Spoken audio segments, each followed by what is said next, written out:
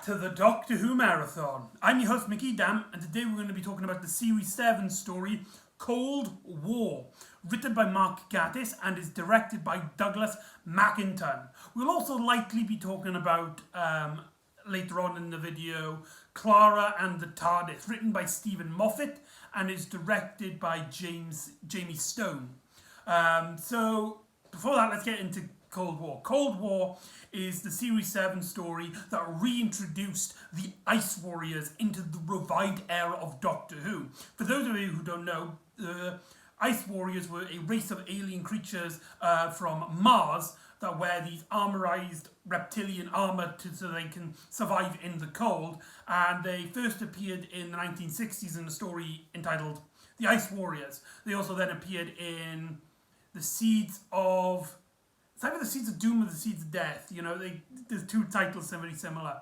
And they made then two appearances then in the 70s with the third Doctor in The Curse of Peladon, and in their last appearance, which was 39 years prior to Cold War, in the episode The Monster of Peladon. Now, the Ice Warriors are actually really unique in terms of Doctor Who monsters or aliens within the franchise.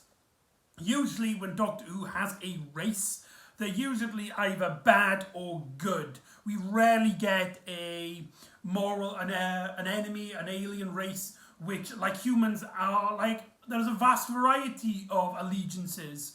Although Ice Warriors are known to be like a culture of sorts, and what the story represents is them as an entire force. So that is kind of interesting, because for the Ice Warriors, for their 4 classic appearances in the classic series of Doctor Who, they've only really been the villains twice in their 20s, in their second Doctor adventures. When they were revived for the colorized third Doctor era, they were actually neutral at best, and at worst I should say, and at best they were the good guys. So they actually have a 50-50 track record of being good guys and being bad guys. That's really unique to Doctor Who, and it makes them one of the most underrated and one of the most beloved classic Who villains, being up there as one of the big ones with the Sontarans and the Silurians in that category. Maybe not as big as, say, the Daleks or the Cybermen, but they are considered, one of the bigger races. So this is Tardis, who is a massive fan of the creatures, his chance to finally bring them back into the revived era with a story which has many element beats, many similarities to Rob Sherman's Dalek, where we have a small location, basically based on the Siege story, but we only tackling with one of its particular race to show basically the threat of this individual. And so, this is one that a lot of people were actually looking forward to. I remember when this story comes out. In fact, I've refound photos of like my fan theories, because in the trailer we actually saw an arm of the Ice Warrior, but before they announced it. So a lot of people saw that arm and said, "Oh my God, is that the Ice Warriors?"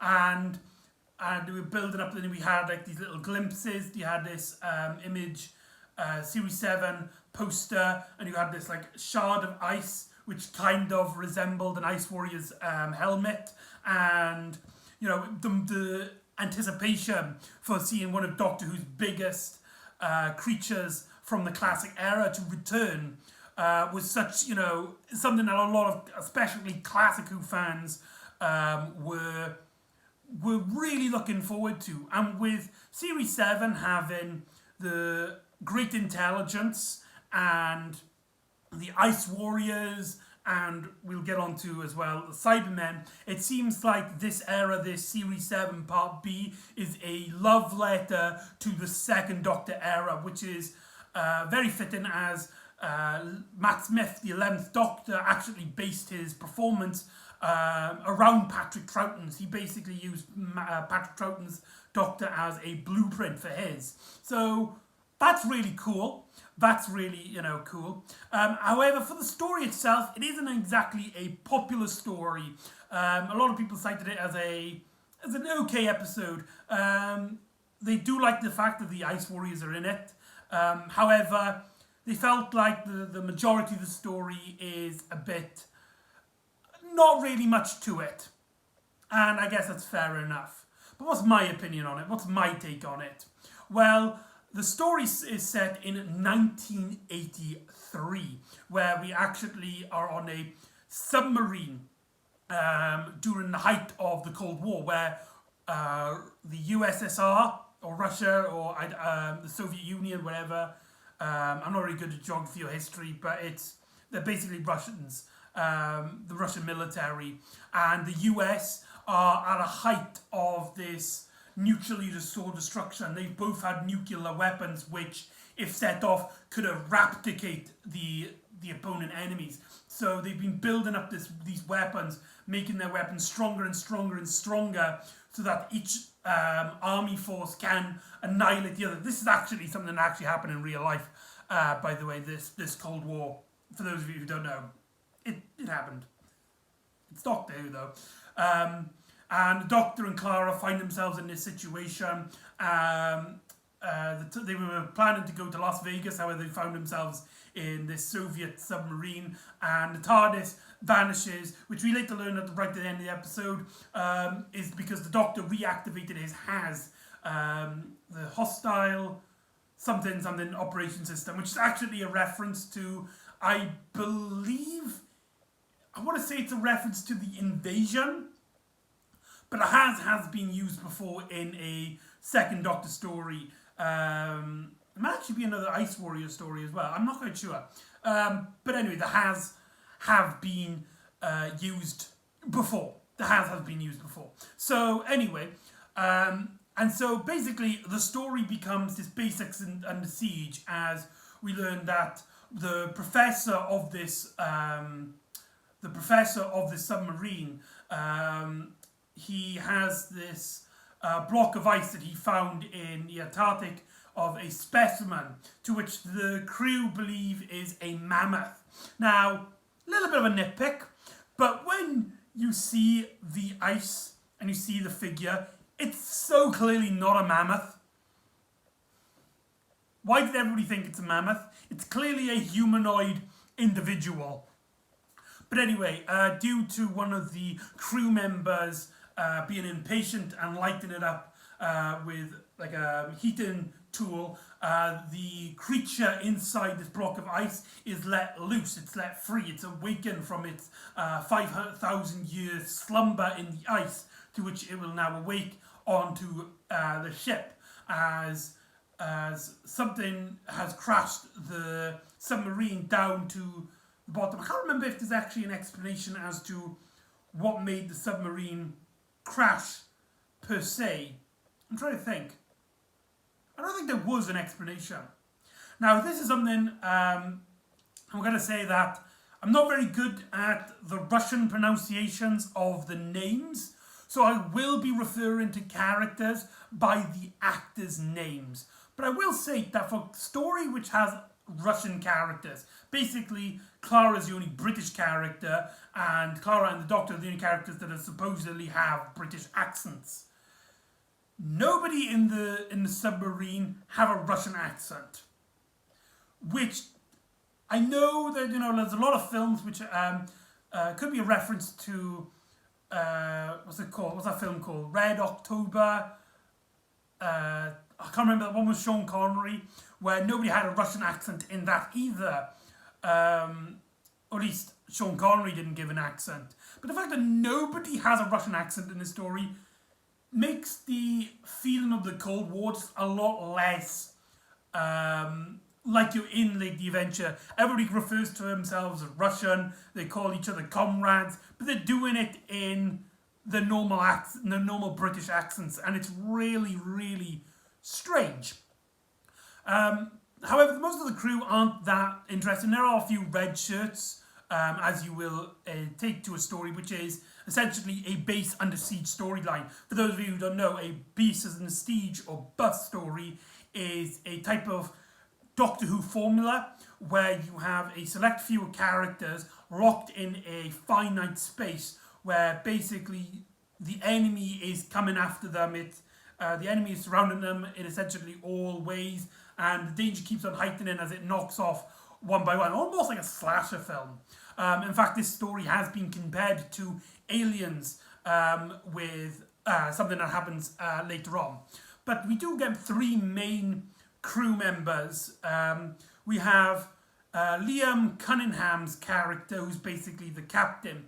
And I feel like this character is a lot more interesting than what we actually get on screen.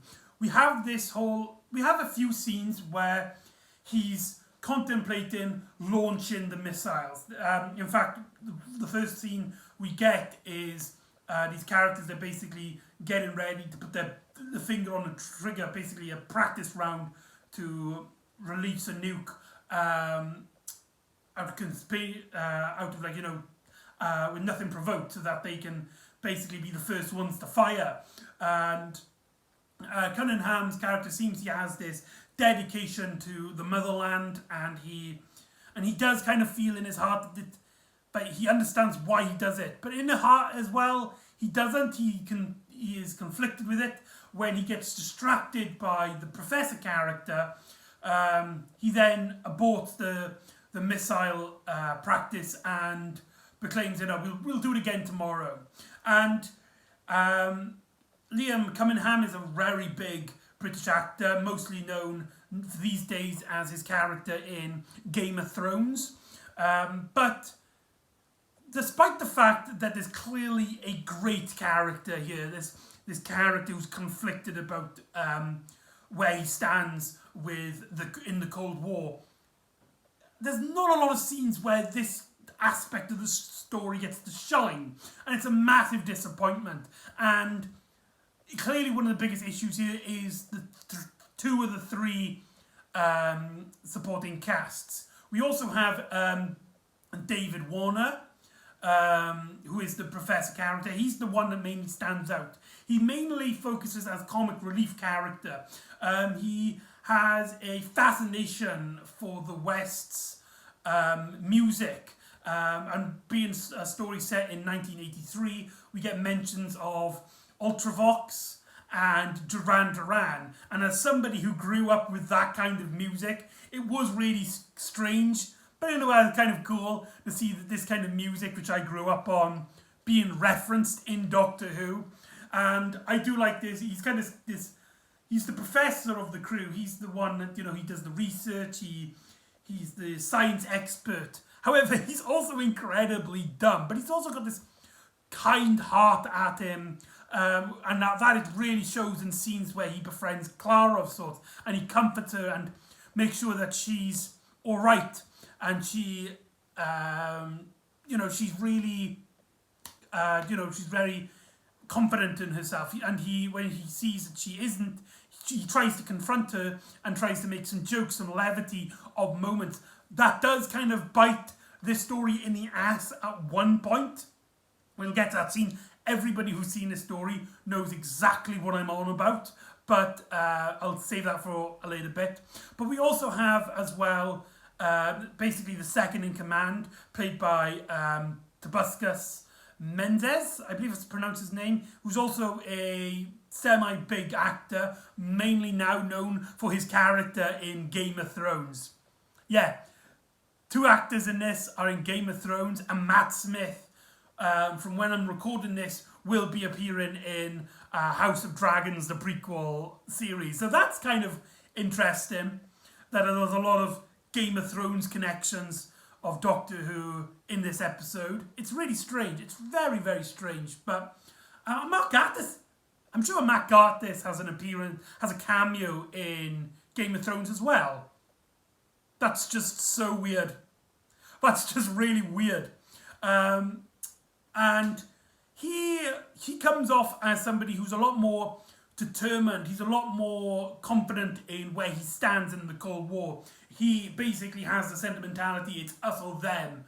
And he has in his mind, he is a soldier. Peacetime doesn't really work for him. He's somebody that kind of needs a fight. He needs a war, even if that means that he has to kind of push it, because that is something that happens later on. Again, there's an interesting character here, something that, even though it's kind of a cliche, you've seen this kind of character in loads of stories before, including Doctor Who, but there is something interesting there. There is a meat to the bone with that idea, but the story does something he's very limited in it. Very little of the story he does anything that shows his character, that develops him as a character, but he becomes kind of a waste. But that is kind of one of the aspects of the story, as when everything basically goes down. There's a really strange scene where Clara gets knocked out somehow. She kind of just falls and then she kind of wakes up in a completely different scene. It's really strange. And we basically get introduced to the monster, the Ice Warrior. But this isn't just any Ice Warrior. This is Grand Marshal Skalgak. And this, as the Doctor knows, he is this famous warrior, one of the proudest of the Ice Warrior race. So he is a very dangerous historical figure in the Ice Warrior mythology. And what this story does really great is establishing the Ice Warrior mythos. We get a lot of these little beats in the conversation, and you can clearly see that Mark Gatiss has this huge passion for the Ice Warriors, and basically this actually has very little to do with the Ice Warriors in the classic series. That might not make sense, but hear me out. A lot of this, the dialogue in here mentions, these different fleets of Ice Warrior and this kind of religion about them, with certain dialogue like, by the moons I honour thee, and they have this kind of salute, and they have this code that has been a part of a big factor in their classic series. However, the whole religious subtext and certain elements of this story have very little to do with the classic series, and more to do how the Ice Warriors have been developed since then. Because yes, the Ice Warriors last appeared 39 years ago in Monsters of Peladon in terms of televised stories. However, Ice Warriors have appeared in audio dramas, books, novels, comic books, and from what I can gather from Wikipedia and other people's experiences with Ice Warrior stories, this is more in time with that kind of story with the Ice Warriors. That might mean that this story can feel a bit fanficky for some people. However, I think Mark Gatiss' script really loves delving into this, and there's small little character beats that make Skalgak a really interesting threat. And I also love how this story develops him as a character who, he has this code. He's not a brutal force. He's not a villain per se. In fact, we get many scenes where we get the impression that though he is a warrior, he is this person that has this duty, and he feels like, he's proud to be fighting in some sort of war in some way, shape or form. He doesn't want to be involved in killing innocent people. Sure, he wants to kill, but he doesn't want to kill innocent people. And so when we have this story which kind of is a resemblance to the Cold War, where everybody is basically, their fingers are on the trigger with these characters being scared of Skaldak attacking him, and he wouldn't have attacked them, but he's justified it. Okay, well, you attack me, you attack Saul, so we will kill you. There are some criticisms with the story which I don't feel are particularly strong. People criticise that, more of the individuals, where Skalgak gets attacked by one of the red shirts, shall we say, and the Doctor, when he describes how Skalgak is thinking and his philosophy on this, basically points the blame at the captain. However, I feel like the idea is that Skalgak, Russia, the Russians at this point always think things as groups. So Skalgak, when he gets attacked by one of the Russians, he basically blames everyone on the ship that is part of this Russian military force. And so, from his point of view, when one of the soldiers attacked him, it's basically a open up invitation to go all out war against these people on the submarine. Now, that is some really interesting moments, and there's some really great moments of directing and acting and moments in here. One of my favourite scenes, we'll talk about Clara at one point as well, at this point as well. There's a scene where Clara basically offers herself to be the diplomat, the person to be in between the Doctor and the Captain and Skullgak as they've locked him in chains. And the directing, despite Skullgak being very still, the directing kind of gives him this kind of life, and he's kind of like blurred in the background, and there's a steam, and you don't really notice anything odd about it, which comes as a massive twist when it's revealed that Skullgak is the first Ice Warrior in the franchise to have left his suit. And I really like how that scene is shot and the way it's directed, and despite Clara really giving the game away really early on, there's a great moment after this where she basically goes to the Doctor for comfort, and she basically like is asking him, is he like, did I do well? I feel like I did well. Please tell me I've done well. I'm sure I've done well. And the Doctor can see that she's kind of concerned with herself. However, that does kind of bring a yin-yang, because that scene is really cool and there's very great elements about it. But I don't think this is the story you want to have the first time the Ice Warrior comes out of its armour. This is the first time that many audiences would have been introduced to the Ice Warriors. So the whole of them coming out of their shell, coming out of their thing, doesn't seem a big deal. Seems like a big deal. It is a big deal to classic Who fans who have never seen this. In fact, when they first appeared, many Doctor Who monster costumes look like that. We just presumed that's what they look. That the armour is actually like a part of them, with the new designs basically establishing this is actual armour, and the actual creature you've only seen really the face, and you can kind of make out the eyes underneath the helmet. But this story basically establishes it is an armour. I feel like it is a massive waste to release this idea in the first appearance of the Ice Warriors in the revived era, because a lot of fans, this would be their first introductions to the Ice Warriors. And what that means is that you could have built up and have new fans and classic fans on the same levels if they appeared on a few stories, and would have, when they first did it later on in the series, people could be shocked, people could be in awe at the consequences of this. But the fact that this is the first story we've ever seen with them, and we do actually get a look at the Ice Warrior's actual face, and it doesn't look very good. They did a CGI job on it, which is actually one of the few CGI works in this story. Again, I'll talk about that. But it just doesn't look really good, the CGI work. But I feel like the fact that they didn't save this up for newer fans to also get excited about it is just such a massive missed opportunity. And I feel like this story would have been better if we had Ice Warriors in the revived era previous to this adventure. But Skullgak is a very interesting threat, and when he comes out of his shell, and also as well, the fact, the imagery of the Ice Warrior in its armour is so iconic, and is one of the main factors why they're so cool. And then you have half the episode of it out of its shell.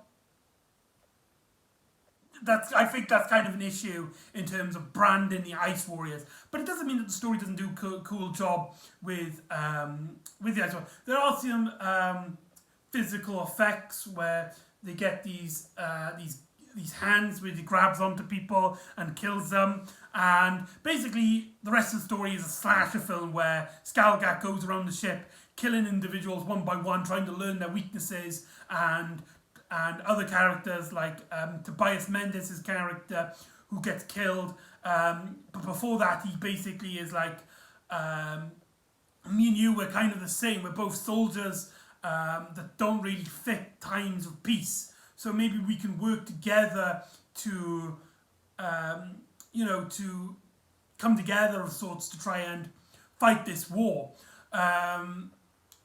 What he actually was predicted the Ice Warrior to do, except just kill him and activate the nuclear bombs, no idea. But it's interesting to say that in his last dying moments, he tried to reason with the Ice Warrior in this way, that soldier to soldier, maybe we can be allies kind of environment. And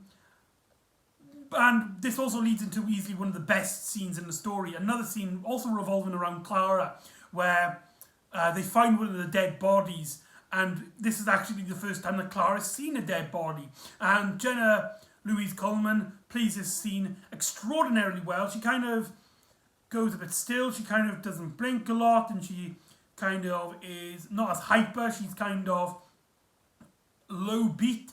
And David Warner's character can kind of see this, and Clara kind of shows her emotions to him and is like, when I travel with the Doctor, it was fun and games, it's all adventures. I know, people die and it's dangerous, but, it's also incredibly fun, and it's not, and it always works out in the end. Seeing those dead bodies, it finally becomes real.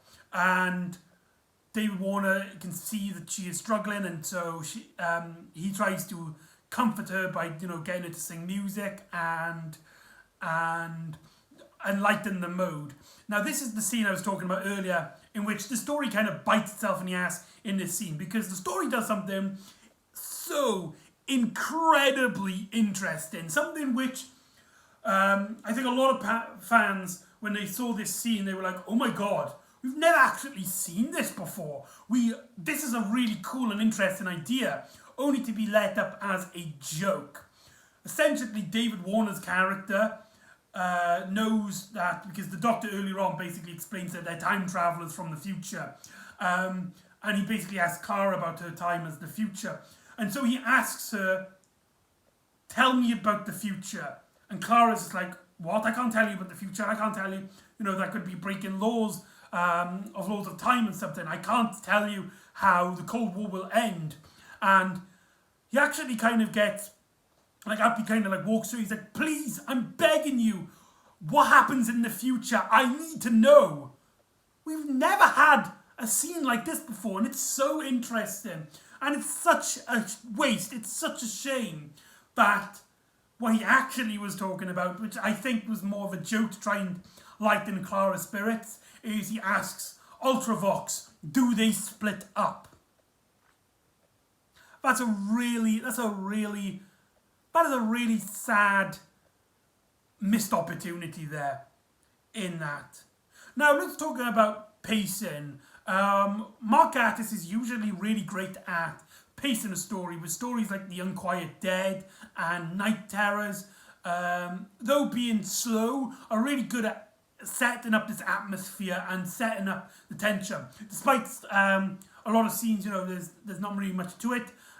He does great at building up these characters, these small little moments of character beats. But here, we get a lot of scenes of crew members just talking. We get constantly repeats of characters killing red shirts, and the second half, where basically the tension is supposed to be at this height, it's actually kind of dull.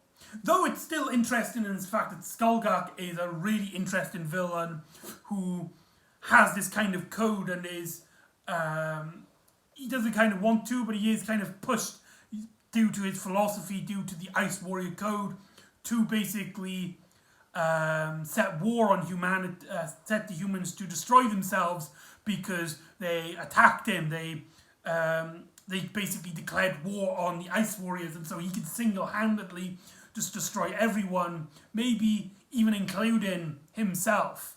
And that's kind of interesting. However, the scenes pacing and scenes plotting in the second half with the action scenes, there's nothing really much there. Doctor doesn't really come up with any plans per se. His plan essentially is to find Skullgak, and that's it. he doesn't have any backup plan. He I guess tries to reason with him, but seems to be no motivation to the characters at this point. So one of the biggest struggles in his story is actually the main characters. Because we talked about a little bit in terms of interest with Liam Cummingham's, David Warner's, and Tobias Mendes' characters. But let's talk about the Doctor and Clara for a moment. The Doctor here, despite stories in Series 7 Part B and a few stories in Series 7 Part A, characterising the Doctor very well, here we finally get a kind of a misstep after a marathon of good stories in terms of the Doctor's characterisation. We never get a feel of the Doctor in this story. And it's only really Matt Smith's magnificent acting that the Doctor has a presence in this story at all. He doesn't do anything that really motivates the plot. He doesn't do anything particularly interesting in the story. He doesn't really do anything apart from really give explanations to other characters, and that's essentially it for the Doctor. But Matt Smith really owns this this characterization, and though he does very little to work with here, Matt Smith really just shines out with a great moment was when they first meet Skullgak and he mentions his name when the Doctor first is just like, it's an Ice Warrior, this is cool, no, everybody, this is peace, we're negotiating, we're having fun. And then when Skullgak mentions his name, the Doctor becomes kind of serious and is wary of each of his words, each of his he phrases things carefully because he knows that this warrior is one of the most dangerous ice warriors in Ice Warrior history. So that bits like that are really cool. And there's also a great funny moment where the Doctor gets a sonic screwdriver and he gets a Barbie doll he kept in his pocket back, and he talks to David Warner's character. He's like, "I could kiss you," to which David Warner is just like, "If you insist." That's his face. What a strange guy. What a really strange character. David Warner's really the only character that really stands out. Clara has some really great moments in the story. Like I said, that's that bit where she goes basically by herself to negotiate with Skullgak using the Doctor through a earpiece. We also get that scene where she confronts the idea of people really dying, and not only dying, dying in horrible ways during their adventures. But apart from these scenes are so short and so few between that Clara also suffers from being a very dull character here. Really, in terms of characters in this story, it's only really David Warner's character and the Ice Warrior that really stand out. And when I mean these really stand out, they really, really stand out and are part of the main enjoyment of the story. Also, as well, I want to talk about directing because there's a lot of great scenes, like I said earlier on, with the Ice Warrior suit when with the twist that he's out. That scene is perfectly shot and directed. However, I don't feel like Douglas Mattington did a very strong job here. There's a lot of scenes where they're on the submarine and you do get the feeling, you do get the impression that they're on a set rather than an actual submarine. The prop does the work, the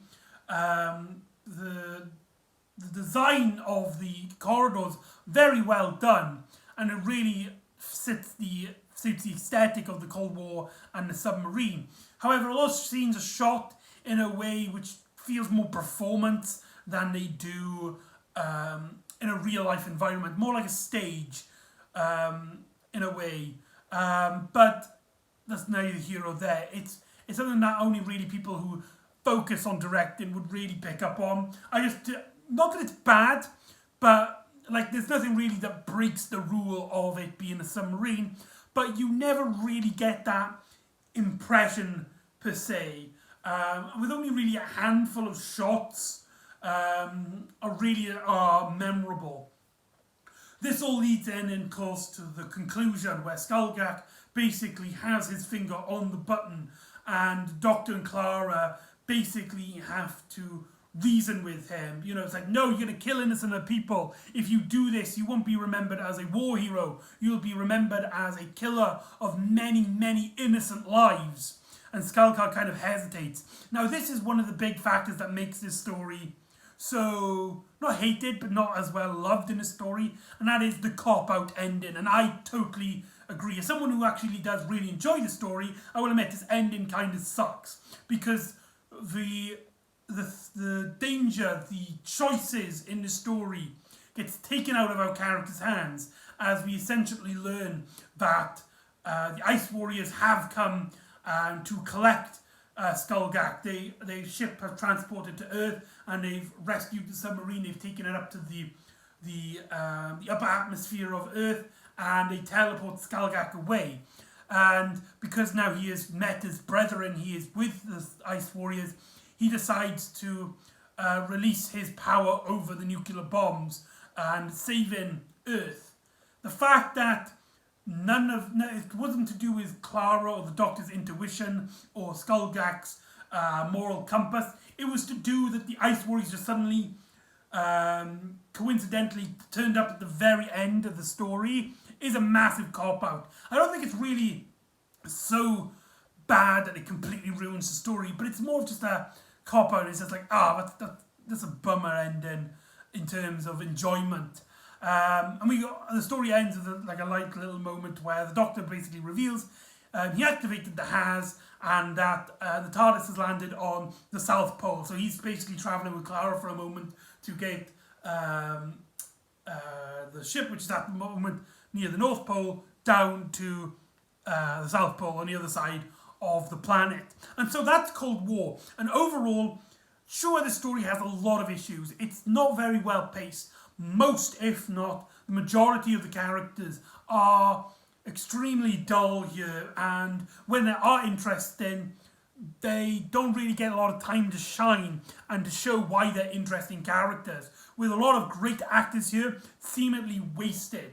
However, for the two characters that do stand out in the story, they do stand out very well. There are some great scenes, there are great moments. This story does a great job at establishing the Ice Warriors, although, as I stated in this video, I feel like certain elements should have been saved for later stories. However, I am still happy that, as somebody who does know the Ice Warriors, I'm very happy to see them and these twists and these new forms of the element of the Ice Warriors in this story. However, the cop-out ending, the fact that the directing isn't particularly that strong, makes this a story that a lot of people will forget about as soon as they finish watching it. And isn't the big revival of the Ice Warriors that I believe the production team really was hoping for. So that's Cold War, but as I promised, we will also be talking about Clara and the Tardis, which was a short episode which was on the Series 7 Part B DVD, which I just realised was also the cover of the second box of the Series 7 Part B, which came in this box set, and always, because it was the first story on the second disc, I also printed out a DVD cover for it. I know I set this up a bit late, but I forgot about it, so 1, 2, 3. There you go, so that's what it looks like on my shelf. I know I'm leaving this a bit short and I'm kind of rushing this moment, but yeah, that's what this story looks like on my shelf. So anyway, that's all Cold War out of the way. Clara and the Tardis was a short which was on the DVD. It's again one of the really short shorts, so it didn't really deserve to be in its own video, but it is most noticeably for being the first time director Jamie Stone directed something Doctor Who related. And it's also one of the few stories which only has one actor. Only Jenna Louise Coleman appears, although there is stock footage of other actresses in the Doctor Who canon. Jamie Stone would later go on to direct a few episodes of the 13th Doctor, most noticeably. I believe he directs a few stories in Flux, and he also directs stories such as Spyfall. So he's one of the few directors that worked on the series previously that would then go on to direct stories for the Chris Chibnall era. So that's a very big deal.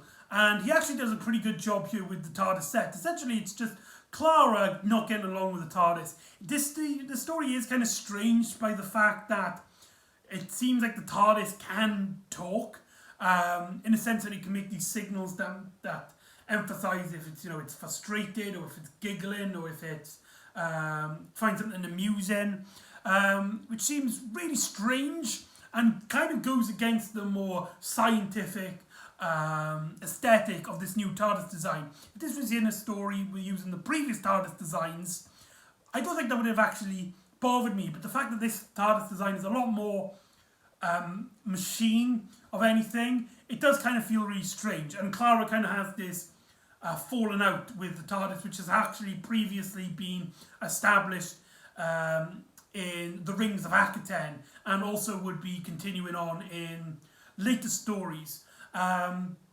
There's a great moment where Clara is like, I understand what's the matter with you. This is the first time the Doctor's brought over a girl, isn't it? Maybe the TARDIS is jealous, but the TARDIS kind of laughs and shows off images of past companions, with Clara mentioning that Amy Pond has very long legs. A nice little quirky moment for fans. And then we kind of get this really humorous moment that ends the story, this little short. But when I think when you think about it, it's hilariously horrifying, where basically the TARDIS traps Clara in a time loop where she meets like an older version of herself from the day next, but she can't find her room, and then another one and another one, and there's just a bunch of Claras. Basically, it's like, come on, TARDIS, please, I need my room, I need some sleep. That's kind of a funny moment, because it's like, I get it, because the TARDIS is having a falling out with Clara and won't give her room back. But that implies that Clara has basically stayed awake, or at least has slept in terrible conditions, and has been stuck in the TARDIS. Stuck in the TARDIS with basically just herself for days. That is messed up. Sadly, there's not really much here to really show Clara much as an interesting character. And I feel like due to that, Stephen Moffat really has let the ball off in terms of writing. Clara just seems really dull here. She kind of has this kind of jealousy, and she kind of has this bonding with this TARDIS, which is a very strange but very unique aspect. But it doesn't seem to be taken advantage of in any way, shape or form. The fact that the story is very limited in terms of seemingly it's only the TARDIS set, and there's no really big camera, really big angles or camera movement and stuff. The directing really does give the story a great premise, but it's just really the writing, which again, Stephen Moffat, you are the showrunner. You should be, the bar standard. You should, at least the bar standard. You should be the example for everyone to follow. Why are you doing such a mediocre job? And so Clara the TARDIS, though it has some fun moments, and that scene at the end is pretty funny, in terms of what I think the story was trying to do, which is get more connected with Clara, this story fails in the fact that Clara has very little of interest to do here, except for just talk about the Doctor to the TARDIS. Basically, this story makes you go, where's the Doctor? Why can't we just travel with the Doctor? I don't want to be here with this character just moping about the Doctor. So yeah, Clara and the TARDIS, not really worth your time. So anyway, that is Cold War and Clara and the TARDIS. So join me next time when Doctor Who does a ghost story. Although, that's what it appears to be. So join me next time for Hyde. And I'll see you next time on the Doctor Who Marathon. Ta-ra!